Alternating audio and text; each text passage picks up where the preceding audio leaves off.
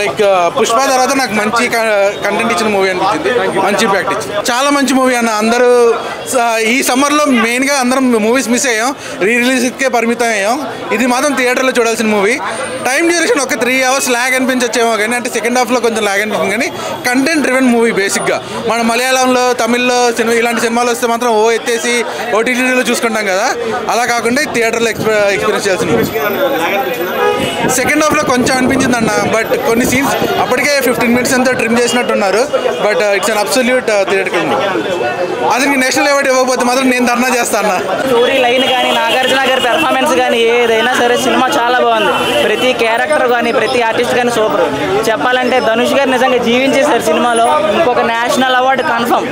నాగార్జున గారి supporting role అంటున్నారు కానీ నిజంగా నాగార్జున గారు లేకపోతే సినిమా సెకండ్ హాఫ్ అంతా కూడా ఎలా ఉంటుందంటే ఆయన సపోర్ట్ చేసిన యాంగిలే చాలా బాగుంది. రష్మిక కూడా made a decent job. DSP మాత్రం బ్యాక్గ్రౌండ్ మ్యూజిక్ కెరక్ కొట్టేసాడు భయ్యా. కుబేరా వర్త్ వాచ్ బొమ్మ for this Friday and this weekend. Super. Hats off Shekhar Kammula గారు. Thank you. 3 hours డ్యూరేషన్ ఉంది. 3 hours డ్యూరేషన్ ఉంది, బాగుంది. కానీ ఇది డ్యూరేషన్ ఉంటేనే సినిమాకి జడ్జిమెంట్ పక్క. దీన్ని ఆయన అనుకున్నట్టు కాకుండా కట్ చేసేస్తే దానికి వాల్యూ ఉండదు. కరెక్ట్గా 3 hours ఉండాలి సినిమా. ఈ లెంత్ ఉంటేనే కరెక్ట్ సినిమా.